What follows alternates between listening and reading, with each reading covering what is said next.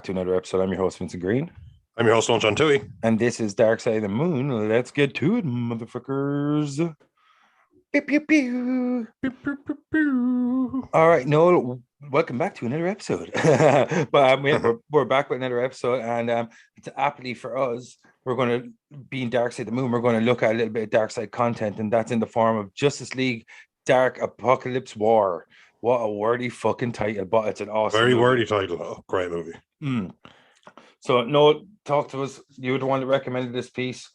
Right. I just think this is one of the best, perhaps the best, definitely up there of the DC animated universe. The animated universe being something that they do extremely well. So if your only exposure is the live action universe, that is nothing to base the animated universe on. And I thought this was a particularly good film, and I've been talking about it a few times. So when you were up for it, I said, right. And I just finished it today. This is the third time watching. It still stands up. It's just, I think the thing I love about one shots is that they can do anything they want. Yeah. That they're not trying to build up Henry Cavill to be Superman for the next 5 years, whatever. They're not trying to do any of that. There's like, and he died like a little bitch. The end. Yeah. Love it.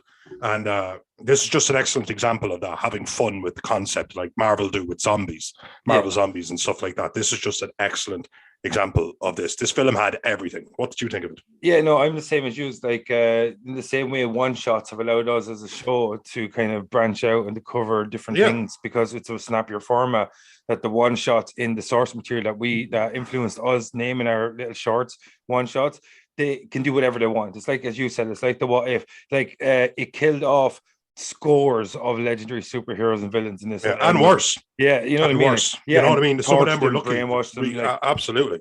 Yeah, and it just shows that the lengths that Darkseid can do once he's fully unleashed to his ultimate potential, and it's cool the way it shows that, like when we spoke about recently with Superman Red Son, that when you can distort or contort these kind of characters, and you can use what their strengths are as a hero, and if you brainwash them ever so slightly, you can become their strength as a villain and all this kind of shit, and what makes them oftentimes an amazing superhero is the same things that oftentimes make them an amazing villain. You see that with Batman in this and Superman in Red Son.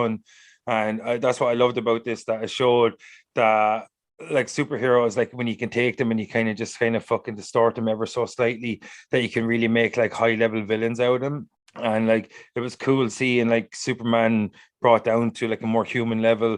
Like the way of neutralizing him by Darkseid was fucking ingenious, having like liquid kryptonite pretty much soaking through his veins at all times, so it's constantly pumping through his system in the shape of the S, which is the symbol for hope, which is just, a kick. Unnecessary. He was vindictive. He wasn't just the bad guy, but sometimes Darkseid is this godlike figure and he doesn't give a shit about you. He just like gets you out of the way, kills you, done. But this was a vindictive Darkseid, which I enjoyed immensely, I have to say. Yeah, it's like, what did Constantine say to Superman near the start? Is like, he left you around as a constant reminder kind of thing. Like, you know what I mean? That like, if I can break Superman, I can break anybody, you know, that kind of thing. Like, Exactly. What chance do you stand? Yeah.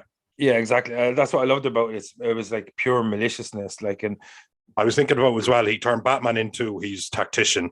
He made Luthor work for him under the whole, like just under his thumb, and he kind of took all Wonder Woman and all them and turned them into soldiers.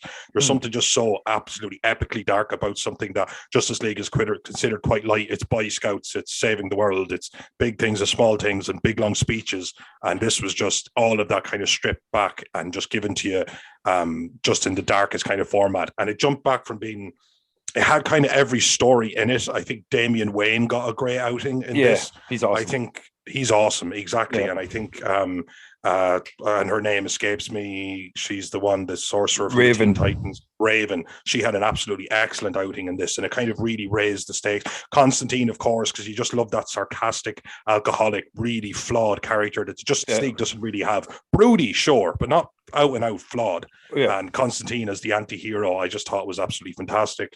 They gave the thing, the man, Swamp Thing. They gave him an absolutely excellent outing. So I do think it raised the profile of some other characters without taking the storyline down at all. And because I think it used its strong, its heavy hitters like Superman and stuff. So it still kind of kept you engaged with the ones you're more familiar with. But I just think it's an excellently made film, just start to finish. Yeah, it never lulls. I don't think. Do you ever feel like this film lulled at any point? The amount of fucking storytelling they fit into 90 minutes is incredible. Like seriously, like the intro is insane as well. It's like, oh, we're all gearing up. Let's go to Apokolips, and they get their fucking asses handed to them, like, you know what I mean? And just like that's when absolutely instantaneously, like you know what I mean. That's stakes. When like something we always talk about is like you have to like create stakes in the story. And when you see the Earth's mightiest heroes, the Justice League, pretty much. I know they're not called the Earth's mightiest heroes, I don't know. That's Avengers, but like you see the Justice League getting taken out like that. And they're the pinnacle of our protectors on Earth. And you see them getting taken out in the opening sequence. And then all of a sudden it cuts to 2 years later and fucking Earth's in like a shambles. And it's like a pure apocalyptic world, like, So it's the way they set the scenes and the way they set the stakes. And then like, I thought it was hilarious though. It's just like the two boys just chilling out in the pub and there's just like fucking patrols going by. Like, you know what I mean? And the only time they like come in is like a few minutes later when they're shouting. It's just like, you're like the worst patrols ever. Like, you know what I mean? Like that guy's a gigantic monster. He looks like he's pretty drunk. How much does he have to drink to get drunk? How long has he been there? You know what I mean? That was another great fucking character as well. Yeah, I don't recognize him. What was he from? He's always kind of been in Justice League Dark. What's his name? He always rhymes when he talks as well. Now, what? I'm going to have to look up his name. But he's one of those guys, a demon trapped in a man's body. He's about 500 years old, that kind of way. He's that typical thing that all these kind of magic superhero things always have a tendency to have. Once Etrigan. No, I'd never seen him before in anything. Never seen him before in anything? No, he's great. Again, he's the other flawed one. He won't do anything unless there's always that character that he'll only do it if it's a challenge, or I'll only do it because I am a warrior. He's that kind of character. His fight was brilliant, absolutely excellent. Yeah, and seeing them all demented and twisted like Martian, John Jones, and all these characters kind of like bastardized and kind of weaponized against their comrades. I always love shit like that. I really do. Like it looked like he kind of used the cyborg technology and used that to kind of distort them. I think so. Yeah, that's it. Because he took from them what he needed. And he got rid of the ones he didn't. Even see when he's killing all the Green Lantern Corps, he had no real use for them, so he was just wiping them out with his hands behind his back. Yeah, he's such a badass. He's that such fucking a good scene, the end of that. One of the Green Lanterns. I don't know which one it was, but you remember when John Stewart was it? John Stewart was it? Yeah. He looks super young in it, though, didn't he? He does look. Yeah, he looks quite young. Yeah, he raises. He's like, "Beware my power," and the whole planet just goes up. Yeah, no, does he not? He dies, but he got rid of the lava. The lava didn't land. Is that what he did? No, I think the lava landed and blew up the battery. I think that's what happened. Oh, they all died. Yeah, they all died like bitches. That's what I mean. I would just be sitting there going, "Oh, beloved character dies." Like Swamp Thing got a great death as well. Swamp Thing got a great death. Yeah, an absolutely phenomenal death. Yeah, he was just fucking like he's so powerful. Like you never realize how powerful he actually is. You know what I mean? He was just like Paradooms. Paradooms, not Parademons, not to be confused. A little bit of Doomsday blood, so they're an awful lot tougher. Man, it was so cool though. There's so much to it. You had Apokolips, fucking Paradooms. You had like Kryptonite. Suicide Squad. Suicide Squad. Yeah, you had the Suicide Squad. King Shark is a shark. King Shark is a shark, as far as I know. Yeah, I love her. It has been an honor fighting beside you. Seriously, everything up to there was King Shark. Is a shark. That was the Captain Boomerang, wasn't it? Yeah, that was Boomerang's a fucking boomerang, you fuck nugget. It had Harley Quinn got an outing in this. Yeah. It sounds like we're talking about like a series or something, because how can something that's only 90 minutes long can we sit here and say and actually give a good showing to this character, this Lois Lane? Yeah, got a good outing in this. This would have been an amazing sequel to Zack Snyder's Justice League. An amazing sequel, where they go on the offensive. Yeah. And get absolutely wiped out. Absolutely, completely wiped out. And ended the same way with Barry doing Flashpoint, and that leads perfectly into the Flashpoint movie. And that leads perfectly into the Flashpoint. Yeah. Oh, God, it was just... There you go, Warner Brothers. You're welcome. Yeah, you're absolutely welcome. And they're great at taking advice, so I'm sure this is exactly what they're going to do. And that movie was only made in 2020, so You know what I mean? It's right there. Like you had people making that movie, right? When Warner Brothers were making Justice League. So how long has the script existed? Yeah, exactly. Well, you know what I mean? Like it's not like it was wrote that day and brought to. I think I'm not sure actually. To be honest with you, if it is, I haven't personally read it. But usually they are. No, pull that shit up there, will you? You're now Jamie. Jamie, could you get that on? We need a Jamie. Yeah, we definitely need a Jamie. I want to get a robot Jamie, the one that will slowly infiltrate humanity because of us. You know what I mean? I want my last conversation to be with a robot that's become so sentient that it's just like wiped out all of humanity, but it started off as our helper. And I'm just like, why you? You were supposed to be the different one. You're supposed to fix everything. No, Jay, not you. Look up. Why are you doing this? Yeah. And all right, it's based on the story arcs Dark Side Wars, A Final Crisis by none other, of course, than Grant Morrison. Oh, amazing. Yeah. God, legend. I mean, just we have to freeze that man. We need to gather his blood. His blood and his sperm. I was just thinking of the computer, like when instead of going to dark, it just goes entering dark mode. Grant Morrison's come with some fucking ridiculous shit. Like, didn't he do Happy and fucking what was that? What was the other fucking one he did? He did Doom Patrol way back when. Patrol. He did the All-Star Superman where Superman's dying. He did another one though where he has like a team of heroes. What the fuck is that? The Invisibles. Oh yeah, and Chris Evans was in the movie. Oh, is there a movie of it? Yeah. There was a movie of that. Wait, was this superheroes or just a team of mercenaries? I can't remember. No, you're thinking of The Losers. Yes, I am thinking. Is that Grant Morrison as well? Is it? I don't know. Probably. I mean, I'm starting to think that anything cool I've ever seen was by either Neil Gaiman or Grant Morrison. I think it's Gaiman. Just let them be in charge of everything. He's like a gay reptile. Yep. And Alan Moore, of course, deserves a shout out as well. Alan Moore. But I know I really, really just this kind of whets your appetite for more like this. Yeah. And I think we're so sick of the origin story as well. If somebody just said, "Oh, what about a one-off or Spider-Man?" Blah blah blah blah, I'd be like, "Cool, do it." And when I go in to see a one-off, I'm like, "This is cool," because like they're not a one. We knew that Spider-Man was going to survive the movie when we went to see it a few months ago. We knew that. Of course he was. Like, that's not a spoiler. That's just like we know he's contracted for this amount of films. But this you don't know. You had no idea who was going to make it and who wasn't going to make it.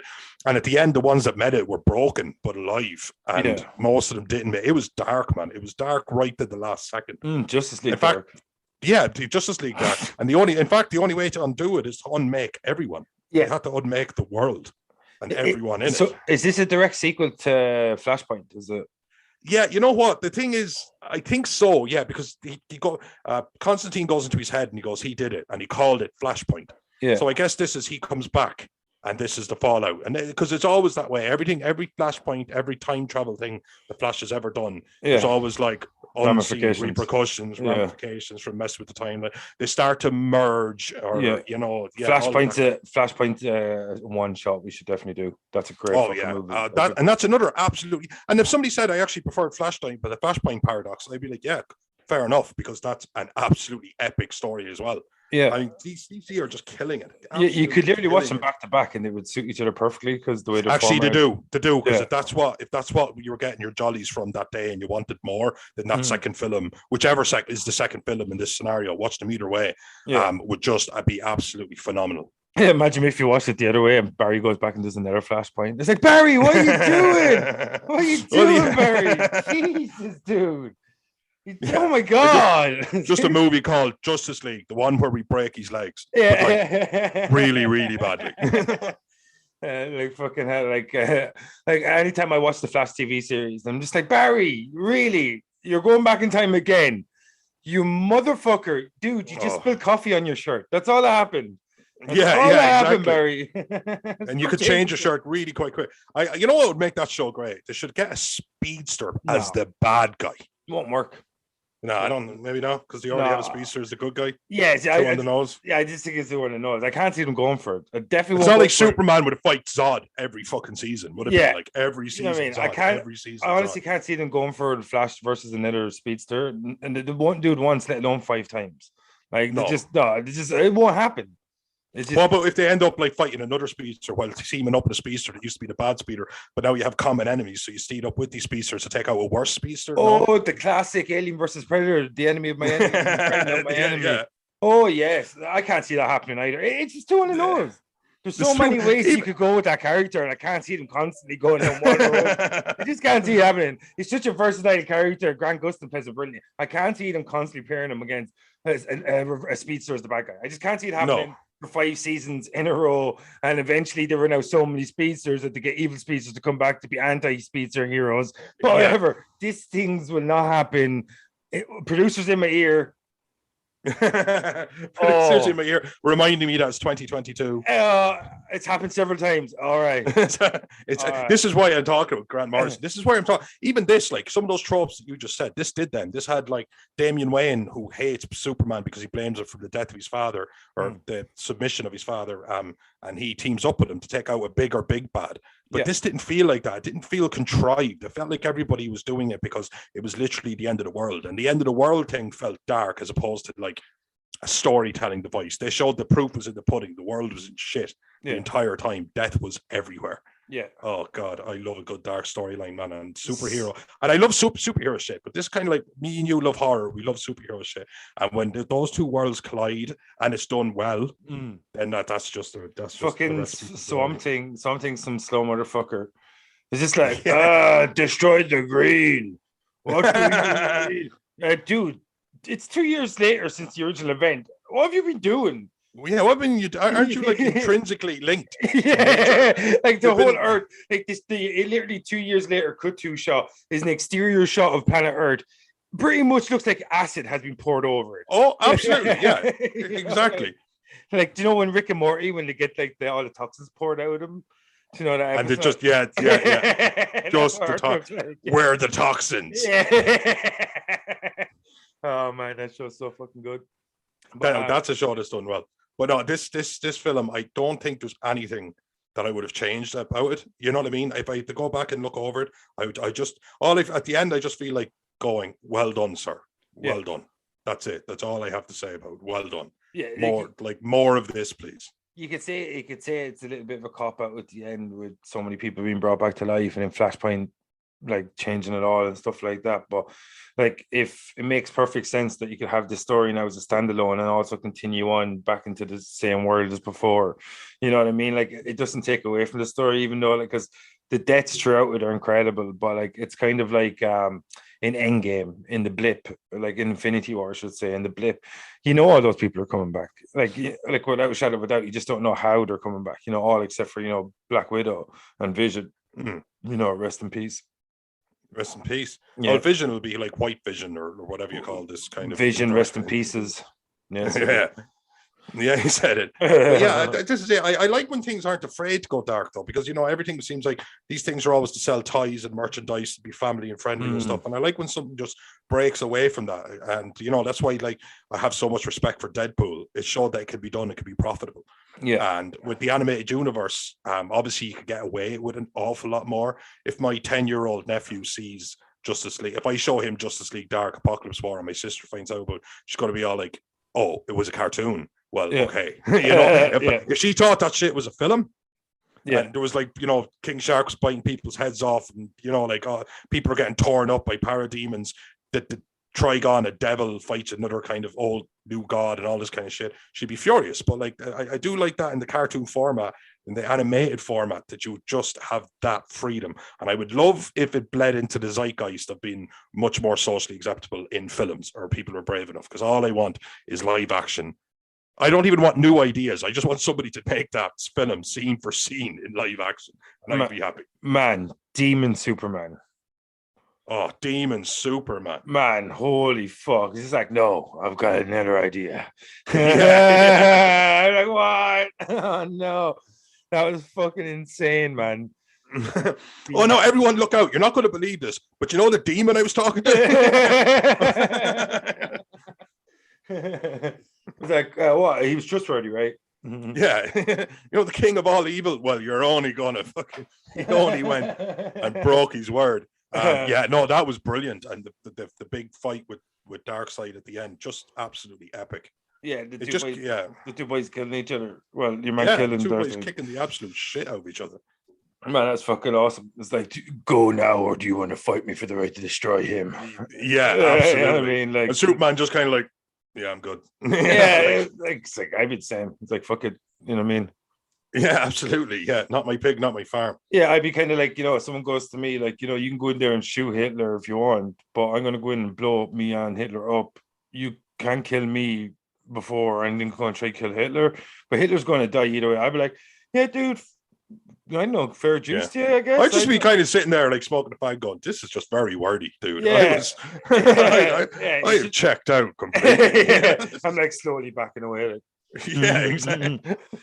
But and don't forget, like when Superman because he had Trigon in him, and he sees Lois die, and that kind of brings him back to his senses, and then he burns out the demon, but he comes back as Superman. I love when that's done right. You know, when a depowered or a lesser powered hero, even like a great one was 2004 Spider-Man.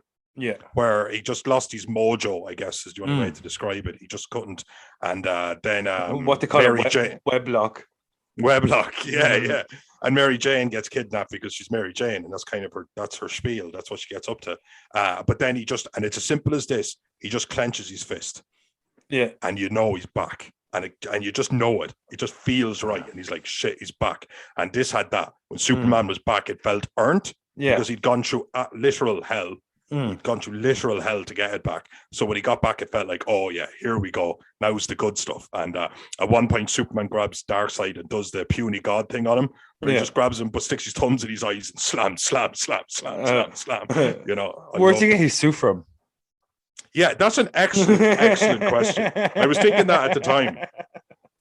And Raven's suit goes white for some because she's pure now or something. She's pure and her clothes change color. Yeah, her clothes change color. I suppose, but at least she's magical. Maybe she's like a mood ring. Yeah, at least she's magical. Like it could have been magical robes. It could have been absolutely. Dude, she's like a mood ring, you know?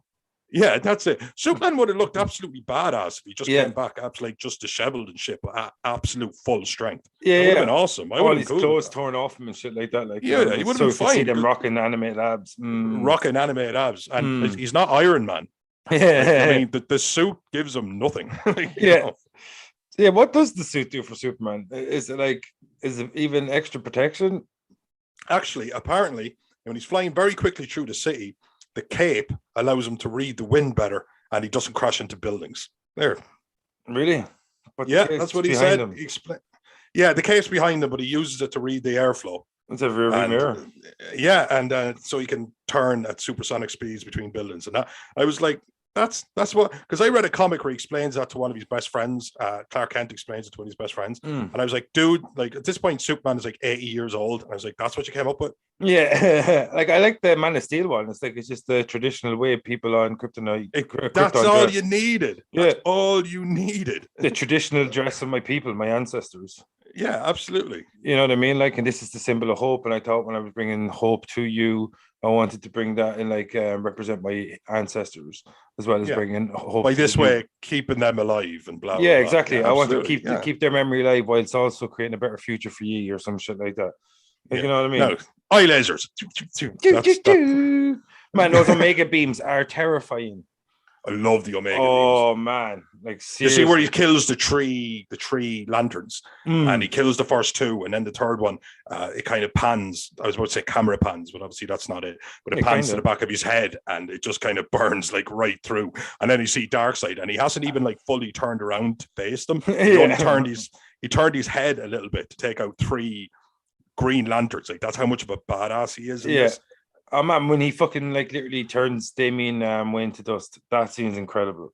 That scene is incredible. Yeah, like he's like literally. And there's another again. If we're talking great outings, Darkseid had an amazing outing. Yeah, he's probably so the best. badass in this. Actually, if anything, he had the best outing of them all. He was, and you used the word, I'm using it as well, unleashed. Yeah, just unleashed. He wasn't like and soon I will come. There was no soon. He was doing it. The only reason there was still an Earth was because he was taking its molten core, and then it was going to let it down. Yeah, everyone's always after that core, aren't they? Everyone's after that core. we got good core. Yeah, like I just like the fucking one of my favorite parts about the Man of Steel movie was the world drills. Do you remember that part when they start to descend? Oh, that's fucking awesome. But like one thing this did really well, it was something similar to Endgame, but obviously like in half the time, was that it literally cast every single role as someone that you could recognize. Like Shazam was in there, like you know what I mean? Like the Yeah. Lantern Corps were on one mission, like you know, Suicide Squad were on another mission. Remember Harley even had that awesome line. It's like I guess today's the day we finally get to live up to our name. Yeah.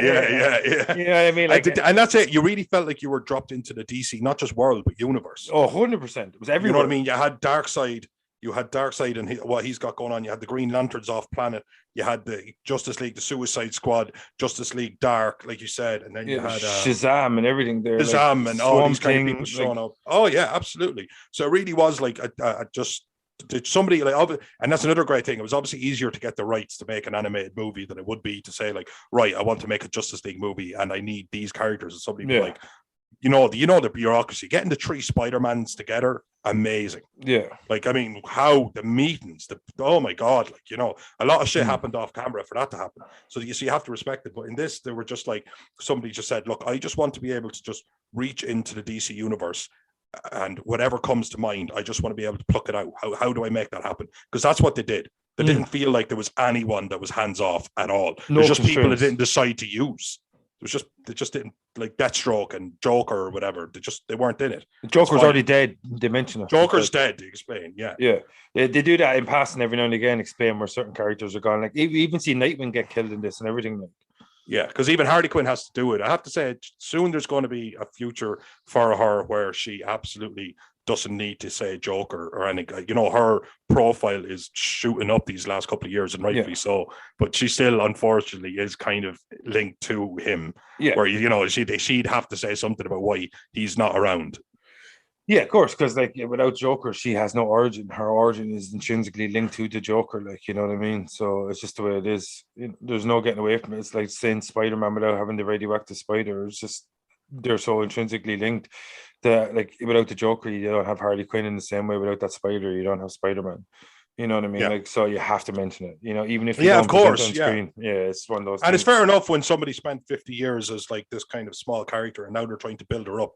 You still have to remember like where the character came from. The character was like a main henchwoman as opposed to like a fully fleshed out character. It's just that they've managed to give her so much now. I just think she's so 3-dimensional now that I'm looking forward to her, especially with Margot Robbie's portrayal of her on Margot Robbie and Kaylee Cuoco's animated cartoons, phenomenal as well. Yeah. Oh, is it good? Is it? It's brilliant, man. It's absolutely brilliant.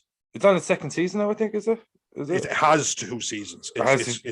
It's shooting for its third. And I know there is it's med or being med or whatever. It's definitely about to manifest sometime this year. But yeah, it's absolutely phenomenal. I can't recommend it enough. Maybe future podcast was born just there. Oh, for sure.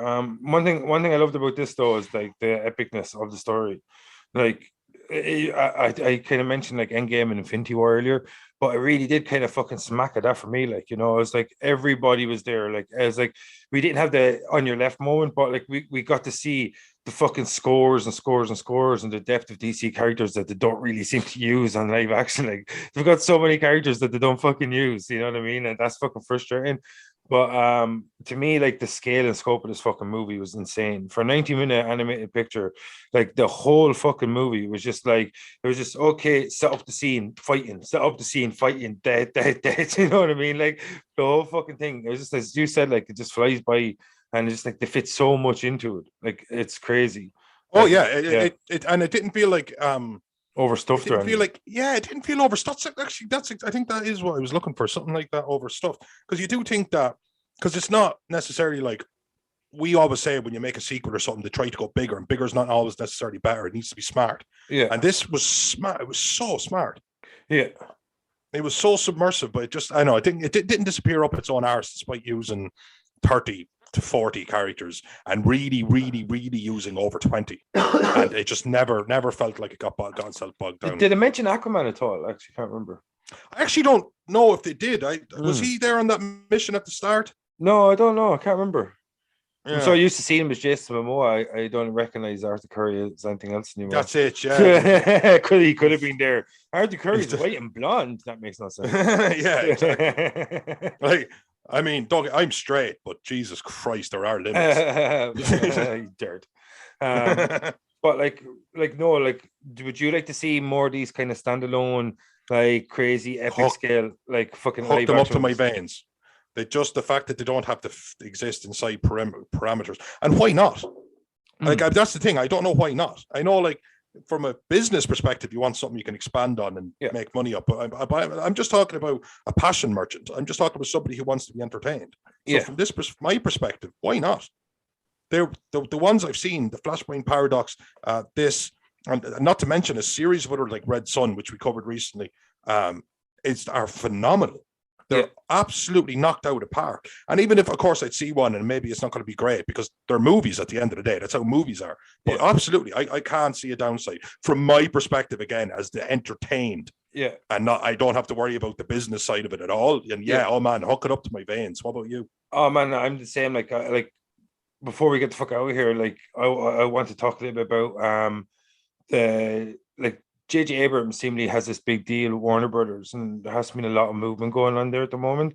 And one of the things was a couple of years ago, Guillermo del Toro was attached to write and direct the Justice League Dark movie. And eventually he kind of wandered away from it, started doing his own thing because of stalls and whatever, you know. And JJ Abrams, one of the things that I've heard is that he's supposed to be coming in, producing a new Superman movie, and also possibly directing a Justice League Dark movie. Like, would you like to see Justice League Dark, and would you recast Matt Ryan, or would you keep him on as Constantine, the guy from the CW universe? Because I think he's fucking awesome. Oh, you leave that the fuck alone. He deserved better than what he got in that series.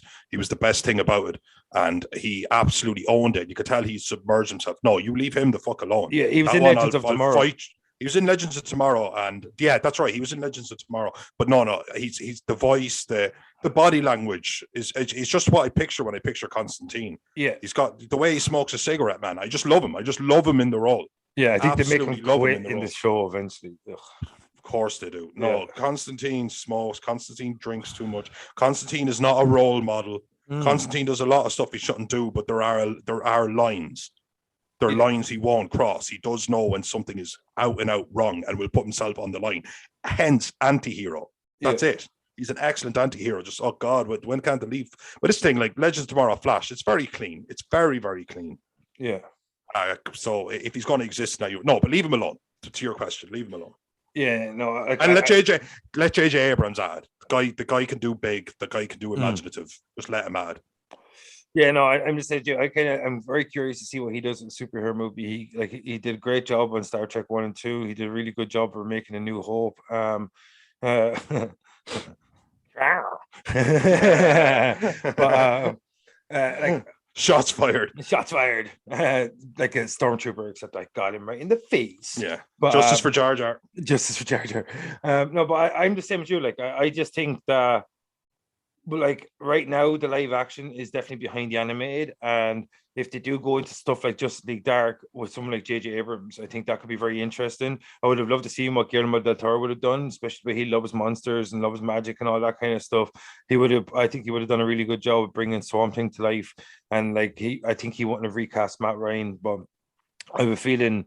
I just have a feeling J.J. Abrams going to go his own way, and then there's talking about Keanu Reeves could be coming back and doing a Constantine sequel. And I just think at the moment the problem with Warner Brothers on the live action side of things is that they're a bit all over the place. And I think everyone knows that. But on the animated side of things, because a lot of the times they're purely adapting the comic books, or they're taking their inspiration directly from the comic books, even if it's not direct adaptation, that the movies are way more cohesive, they're way more coherent, and they're way stronger consistently because they have 60 or 70 years of source material that you're just constantly drawing inspiration from in the way the movies themselves are not. And that's the problem with the movies, that they feel like they have to do their own version of things instead of going back into the back catalogue and actually adapting these incredible stories, like A Long Halloween or something like that. I think is another Grant Morrison one, is it? Or is it Alan Moore? I'm not sure. But you have these things that are there that are adaptable, and you have epic stories like fucking Superman Homecoming. Like you could fucking do all these kind of awesome things, and you can also do well more insulated movies. And the thing about the animated movies, they're showing this on a consistent basis that you can do epic fucking stories, you can do grounded stories, and also you can link these stories together and still have them be coherent and cohesive in the same way they did with Batman Hush, where you had Superman coming in, but yet it was still very much a detective story that you had, like, you know what I mean? Like, so it has True all to these, its source. Yeah. yeah. So like I think that's the problem, that the live action seems to have a harder time ingratiating all the different elements of its own universe in a way that the animated movies don't, because they're taking a lot of their cues from the source material in a way the movies aren't. And I think that's why you get to see something that's only 90 minutes long, like a Justice League Dark Apocalypse War, that's only 90 minutes long and has so much in it, because they have all the backbone already set up for them, and all they're doing is fleshing it out in a different story. And that's why you have like all these successful artists and successful writers that are able to work for Marvel and able to work for DC time and time and time again and create incredible stories, because all of this lore and legacy and lineage is all there for them already. So they're taking inspiration from the correct sources, way the live action don't seem to be. And that's why you can get an incredible movie that's only 90 minutes long, that's so epic in portion and scale and all scope. And that's Yeah. why the animated movies, in my opinion, are far superior than the live action currently, especially on a consistent basis. Absolutely, man. That's just it.